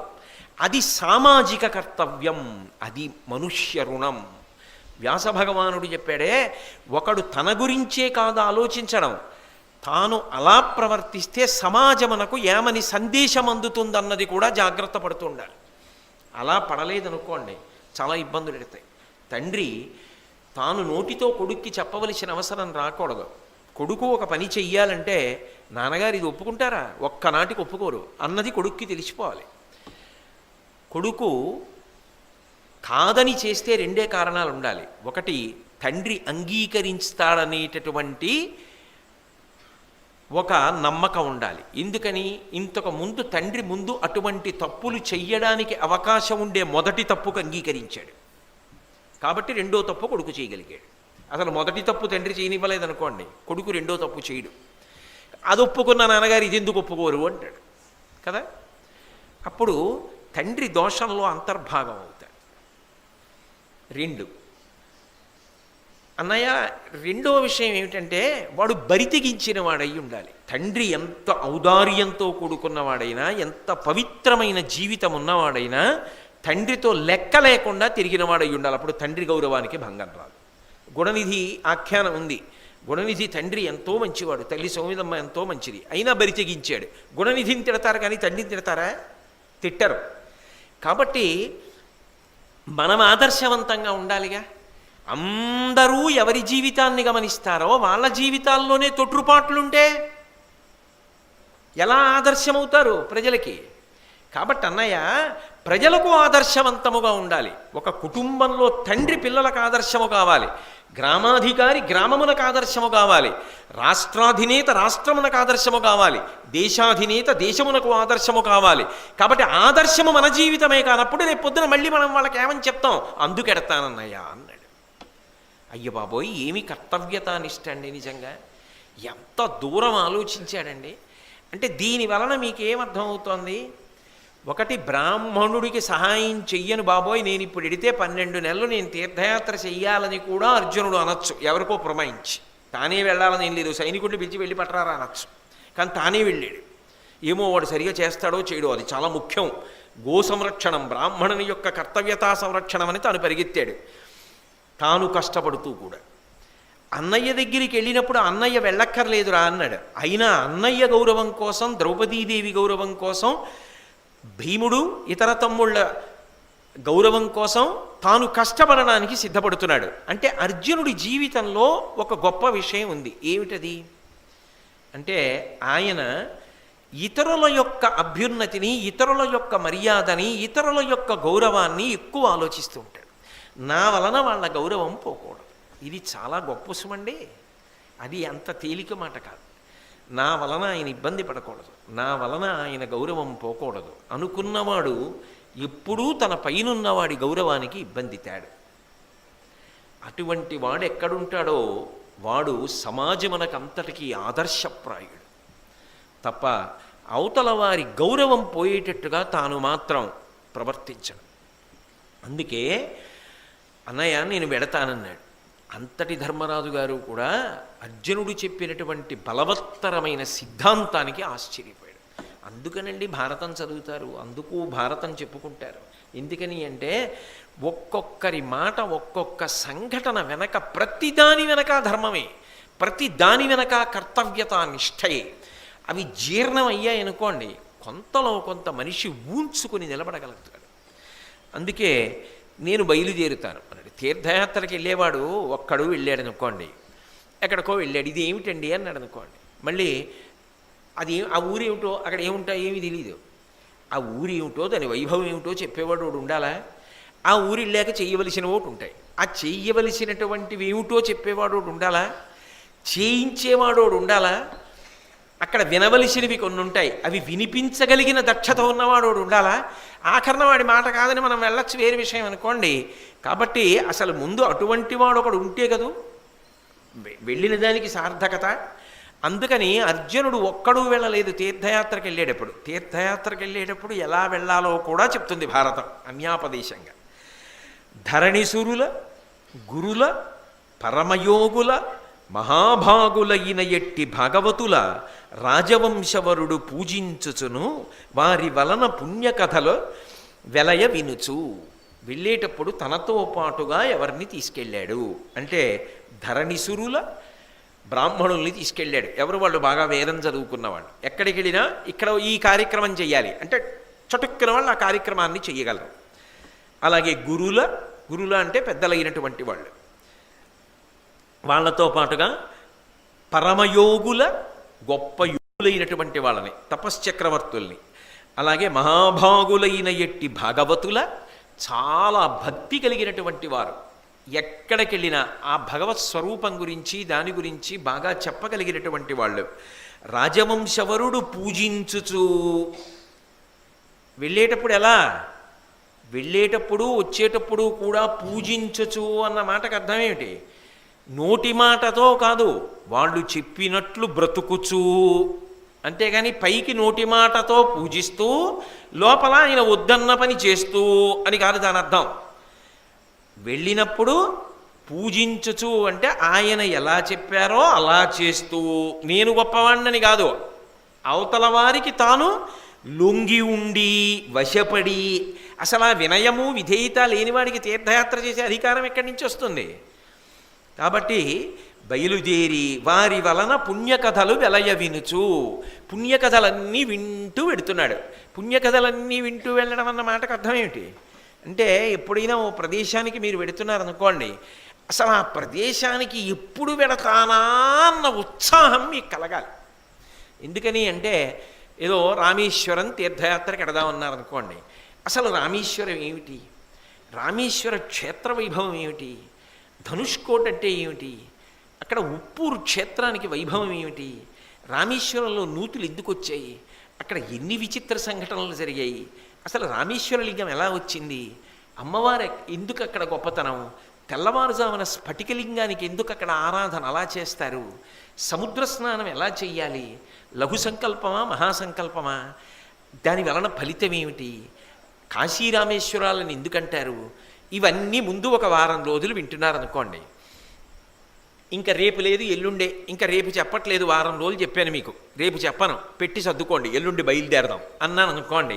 ఒక ఉత్సాహం ఉంటుంది, వెళ్ళేటప్పుడు ఒక సంతోషం ఉంటుంది. ఆ సముద్రం చూస్తుంటే ఓ దీని మీదే మహాస్వామి నడిచి వెళ్ళారు అని చెప్పుకుంటూ, అమ్మ ఆ రామేశ్వరం వచ్చేసిన తర్వాత కిందకి దిగుతుంటే అబ్బా రామేశ్వరం వచ్చేసాం అని ఒక పొంగు, లేకపోతే నడుము నొప్పి, కాళ్ళ నిప్పులు, తలకాయ పోటు, పడిశం, ఇవే జ్ఞాపకానికి వస్తుంటాయి. శరీరంలో మధుమేహం ఇవి జ్ఞాపకానికి వస్తాయి తప్ప పలహారం ఏం పెట్టారు, అందులో ఇది కాకుండా ఇదైతే బాగుంటుండేది, జీలకర్ర వేయకుండా ఉంటే బాగుండేది, వేస్తే బాగుండేది, అక్కర్లేని చర్చలు వస్తాయి కాదు. అక్కడికి వెళ్ళాలన్న ఆర్తి కలుగుతుంది. ఒక ప్రదేశానికి వెళ్ళేటప్పుడు ముందు ఆ ప్రదేశం గురించి చెప్పగలిగిన వాడు ఉండాలి.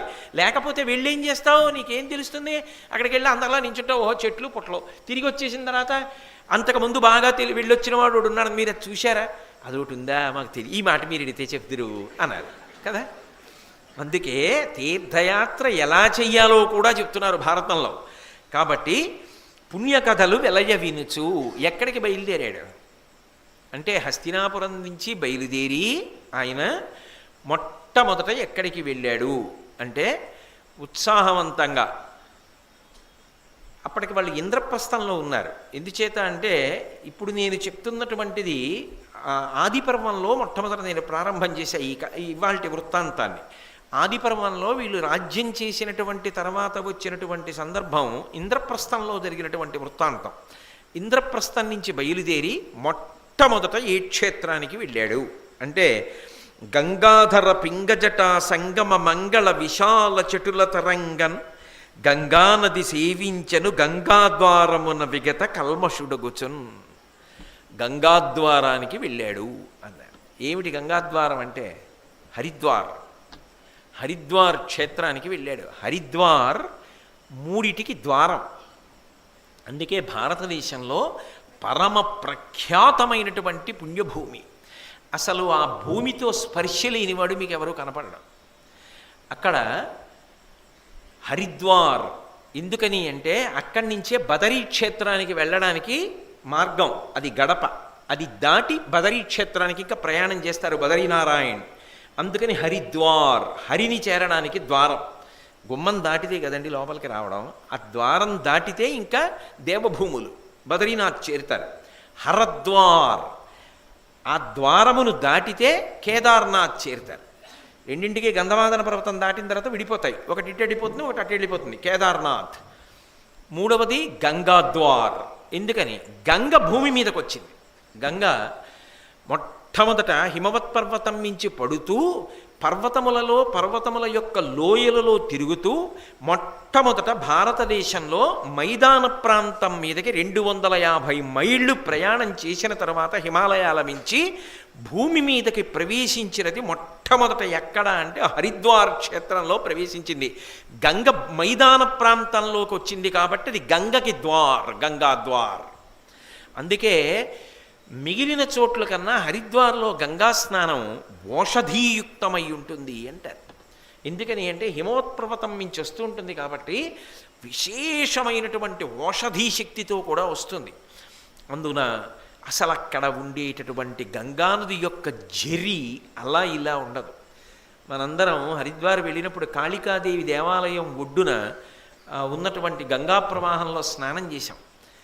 అబ్బా, అసలు ఆ గంగా ప్రవాహం ఆ మానసాదేవి దేవాలయం పైన నిలబడితే అనేక పాయలుగా వెళ్ళిపోతున్నటువంటి ఆ గంగా, హర్కి పౌరి క్షేత్రం, ఆ మెట్లు ఎక్కడం, పైకి వెళ్ళడం, మానసాదేవి దేవాలయం, దక్షమందిరం, మాయాదేవి దేవాలయం, ఇవన్నీ తలుచుకుంటుంటే ఏమి హరిద్వారం రా అనిపిస్తుంది. అంత గొప్ప పుణ్యక్షేత్రం. మొట్టమొదట ఆ గంగాద్వారానికి వెళ్ళాడు. ఈ గంగాద్వారానికి ఒక ప్రసిద్ధి ఉంది. ఏమిటి అంటే దానికి పౌరాణికంగా మాయాపురి అని పేరు. అందుకే సప్తపుణ్యక్షేత్రములు, సప్తమోక్షనగరములు అంటారు. అయోధ్య, మధుర, మాయా, కాశీ, కాంచి, అవంతిక, పురి, ద్వారావతి చైవ సప్తైతే మోక్షదాయక. ఈ 3 పురములలో ప్రవేశించాలి అంటే కలియుగంలో మోక్షమునకు అధికారమున్నవాణ్ణి ప్రవేశపెడతారు. లేదా భగవంతుడు తేలికగా అనుగ్రహించడానికి ఆ పురములోకి ప్రవేశపెట్టాడు అంటే వాడు మోక్షమునకు అధికారవుతున్నాడు అని గుర్తు. 6 మోక్షపురులు ఉత్తర భారతంలో ఉంటే దక్షిణ భారతదేశం మొత్తం మీద ఉన్న ఏకైక మోక్షపురి కంచి.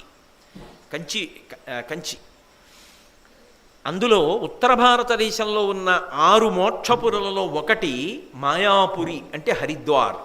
అక్కడ మాయాదేవి అన్న పేరుతో అమ్మవారు వెలిసి ఉంది. ఆవిడ చుట్టూ పరివార దేవతలు ఉంటారు. మనందరం వెళ్ళి అక్కడ సుబ్రహ్మణ్య శర్మ గారు చాలాసేపు దుర్గా సప్తశతి పారాయణం కూడా చేశారు.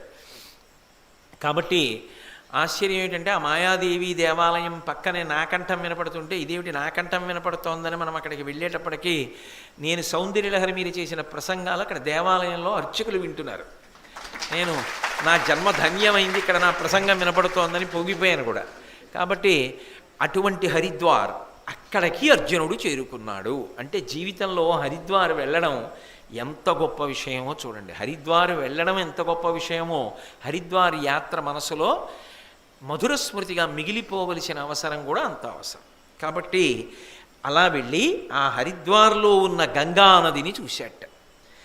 గంగాధర పింగజట సంగమ మంగళ విశాల చెటుల తరంగన్. అప్పుడే కదూ కిందకు వచ్చింది మరి భూమి మీదకి. అక్కడ గంగ రంగు చెప్తున్నాడు. అర్జునుడు ఎంత పొంగిపోయాడు. గంగాధర పింగజట, ఎర్రటి జటాజూటంతో ఉంటుంది శివుడు. అరుణ జటేశ్వరుడు అని పేరు. తమిళనాడులో ఇప్పటికీ పెట్టుకుంటారు పేరు, అరుణ జటేశ్వరుడు అని పేరు పెట్టుకుంటారు. మాకు మా ఆఫీసులోనే ఏజిఎంక్యూసి అని చాలా పెద్ద పదవి, ఆ ఉద్యోగం చేశారు. ఆయన పేరు అరుణ జడాయ్ అనేవారు. అరుణ జటాయ్, ఆయన పేరు అరుణ జటేశ్వరుడు. అరుణ జటేశ్వరుడు అంటే ఎర్రని జటలు గలవాడు. ఎప్పుడు గంగోదకంతో తడిసి ఉంటుంది కాబట్టి ఆయన జుత్తు ఎర్రగా ఉంటుంది.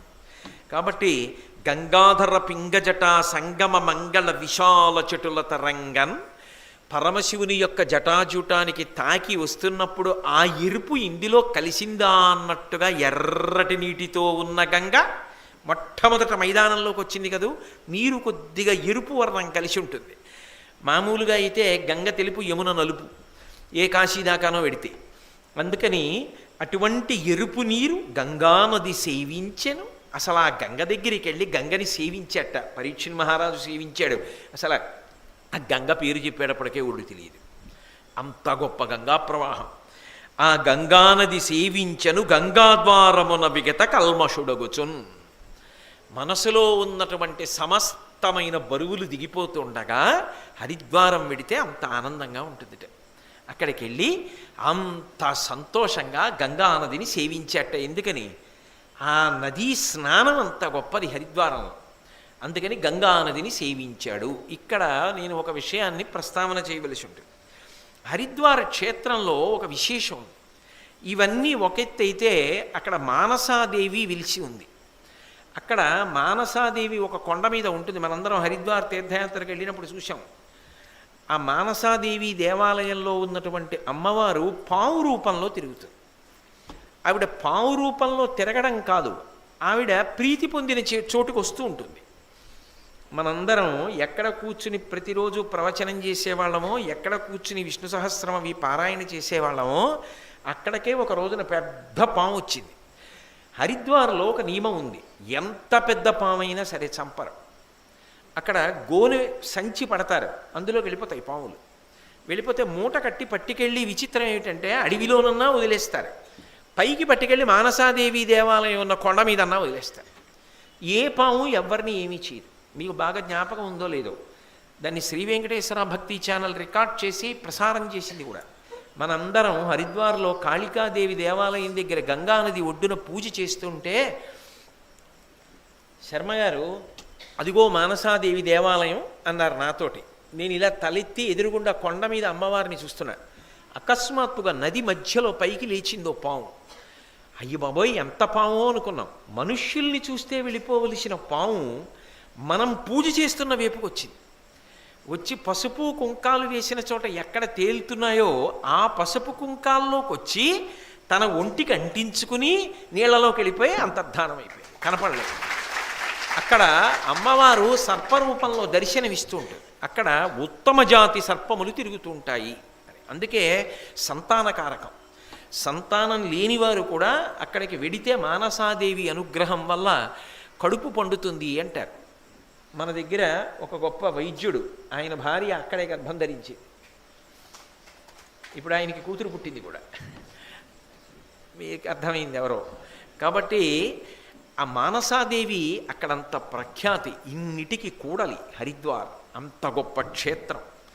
కాబట్టి అటువంటి ఆ హరిద్వార్ క్షేత్రంలో గంగానది ఒడ్డున రోజు కూర్చుని చక్కగా వచ్చినటువంటి బ్రాహ్మణులు ఆ హరిద్వార్ విశేషాలు చెప్తున్నారు. రోజు దేవాలయానికి ఎడుతున్నాడు, సేవిస్తున్నాడు, వస్తున్నాడు, హోమం చేస్తున్నాడు, యజ్ఞం చేస్తున్నాడు, యాగం చేస్తున్నాడు, స్నానం చేస్తున్నాడు, చక్కగా హాయిగా సంతోషంగా కథలన్నీ వింటున్నాడు. ఎంతమంది అక్కడికి వచ్చారో, ఎలా సేవించారో, ఎలా ధన్యాత్ములయ్యారో అన్నీ వింటున్నాడు, ఆనందపడిపోతున్నాడు.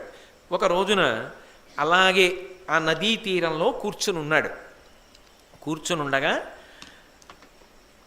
అర్జునుడు నల్లగా ఉంటాడు. నలుపు అందం తక్కువ అనడానికి ఏం లేదు. ఎందుకని అంటే వ్యాసుడు నలుపు, ద్రౌపది నలుపు, కృష్ణుడు నలుపు, పార్వతి నలుపు, అర్జునుడు నలుపు. కానీ ఆ నలుపులో ఒక గొప్ప అందం ఉంది. తెలుపే అందం కాదు, నలుపు కూడా చాలా గొప్ప అందం. కాబట్టి ఆయన ఆ గంగానది ఒడ్డున కూర్చుని దేవరుణం దేవతలకి తర్పణ చేశాడు, పితృదేవతలకి తర్పణ చేశాడు, ఋషులకు తర్పణ చేశాడు. అంటే ప్రతినిత్యము ఏది చెయ్యాలో దాన్నంతటినీ నిర్వర్తించి హోమం చేస్తున్నాడు. ఆ చుట్టూ వేద పండితులు, బ్రాహ్మణులు అందరూ కూర్చున్నారు, ఆయనతో వచ్చిన పౌరాణికులు అందరూ. ఇంతలో ఆ నదీ తీరానికి ఉలూచి, ఉలూపి రెండు పేర్లతో పిలుస్తారు. ఆ ఉలూచి వచ్చింది. ఆమె నాగకన్య. ఆమె అర్జునుణ్ణి చూసింది. అర్జునుణ్ణి చూసి ఆయన అందచందాలు, ఆయన బాహువులు ఏనుగు తొండాల్లో ఉంటాయిట అర్జునుడి యొక్క బాహువులు, ఆయన యొక్క సౌందర్యం, ఆయన పరాక్రమం ఇవన్నీ ఇంతకుముందు విని ఉంది. ఆమెకి దివ్యమైనటువంటి శక్తి ఉంది. యథాతథంగా హోమం చేస్తున్న వాడిని హోమం చేస్తున్నట్టుగానే కదిపేసి ఎక్కడో నాగలోకంలో ఉన్న తన అంతఃపురంలోకి తీసుకెళ్ళిపోయి ఆయన ఇలా కళ్ళు మూసుకొని ధ్యానం చేసి కళ్ళు తెరిచాడు. తెరిచేటప్పటికీ గంగ ఒడ్డున లేడు. చుట్టూ ఉన్నటువంటి తన పరివారం లేదు. ఎక్కడో పాతాళంలో నాగలోకంలో ఉన్నటువంటి ఉలూచి యొక్క మందిరంలో ఉన్నాడు. ఆయన ఇటు తిరిగి చూశాడు. ఉలూచి కనపడింది. ఆమె కూడా చాలా గొప్ప అందగత్తె. తామర రేకుల వంటి కన్నులు కలిగింది. ఆమె వంక చూసి ఓ నవ్వు నవ్వాడు. ఆయన బాబాయ్ నేను ఇక్కడికి ఎందుకు వచ్చేసాను అది ఇది ఏమనలేదు. ఎదురుగుండా అగ్నిహోత్రం ఉంది. అది అగ్ని పట్ల గౌరవం. తాను హోమానికి కూర్చుని ఉన్నాడు. గంగ ఒడ్డున లేడు, ఇంకొక చోటనున్నాడు. అయినా హోమం పూర్తి చేయాలిగా. అందుకని ముందు హోమం పూర్తి చేశాడు. ఎంత నియమపాలనం చేస్తారో చూడండి. తప్ప ఇదేమిటి ఇక్కడికి వచ్చానని మాత్రం అడగలేదు ఆయన. ముందు హోమ కార్యక్రమం పూర్తి చేశాడు. పూర్తి చేసి ఇటు తిరిగి ఉలూచి వంక చూశాడు. నేను ఉలూచి అన్నా ఉలూపి అన్నా రెండు రకాలుగా ఎలా ఉచ్చరించినా ఆమె ఏనుస్తుందండి. తిరిగి తామరసనేత్ర నీ పేరేమి, ఎవ్వరితనూజవు ఇట్లేల మహావ్యామోహితవైతివి అనవుడు కోమలి సుందర సురరాజపుత్రునకు ఇట్లనియన్. ఆయన అన్నాడు, తామర పువ్వుల వంటి కన్నులు కలిగిన దానా, నువ్వు ఎవరి పిల్లవి? నా మీద ఎందుకు ఇంత వలపు కొన్నావు? ఎందుకు నన్ను గంగానదీ తీరం నుంచి ఇక్కడికి తీసుకొచ్చావు? ఎందుకు ఇక్కడికి తీసుకొచ్చి నీ అంతఃపురంలోకి ప్రవేశపెట్టావు? నీ యొక్క చూపు చూస్తుంటే నీకు నా మీద విశేషాభిమానం, భర్తృ సంబంధమైనటువంటి వ్యామోహం కలిగినట్లుగా అనిపిస్తోంది. ఎవరు నువ్వు అని అడిగాడు. ఆమె అంది వెంటనే, నేను నాగులలో ఐరావత వంశమునకు చెందినటువంటి కౌరవ్యుడు అనబడేటటువంటి ఒక మహానాగము యొక్క కుమార్తెని, నేను నాగకన్యని అని చెప్పింది. నా పేరు ఉలూచి. అయితే ఇక్కడ మీకు ఒక అనుమానం వస్తుంది, నాకు తెలుసు. ఏమండి, ఎంత నాగకన్య అయితే మాత్రం అంతమంది బ్రాహ్మణులు, అంతమంది వేద పండితుల మధ్యలో గంగా తీరంలో హోమం చేస్తూ హోమవేదిక ముందున్నటువంటి అర్జునుణ్ణి హోమవేదితో కలిపి తీసుకురాగలదా క్షణంలో? అంత శక్తివంతురాలా? అర్జునుణ్ణే తీసుకురాగలిగినంత శక్తి ఉంటుందా అనుకుంటారేమో. నేను ఆదిపర్వం చెప్పినప్పుడు మీ అందరూ విన్నారు, జ్ఞాపకం ఉందో లేదో అని ఇంకొక మాట చెప్తున్నాను. ఉదంకోపాఖ్యానము అని ఆదిపర్వం ప్రారంభంలోనే వస్తుంది. ఆ ఉదంకోపాఖ్యానంలో ఉదంకుడు పాతాళ లోకానికి వెడతాడు అదితి కుండలములను వెతుక్కుంటూ. వెళ్ళినప్పుడు నాగులు కనపడతారు. కనపడినప్పుడు ఆ నాగదేవతలలో అత్యంత ప్రఖ్యాతి వహించినటువంటి నాగదేవతలని వరుస క్రమంలో నమస్కారం చేస్తాడు. అందులో మొదటి నమస్కారం అనంతుడి యొక్క వైభవాన్ని కీర్తిస్తూ చెప్పాడు. రెండవ నమస్కారం చేసినప్పుడు వాసుకి యొక్క గొప్పతనాన్ని చెప్పాడు. మూడవసారి నమస్కారం చేసినప్పుడు నాగుల యొక్క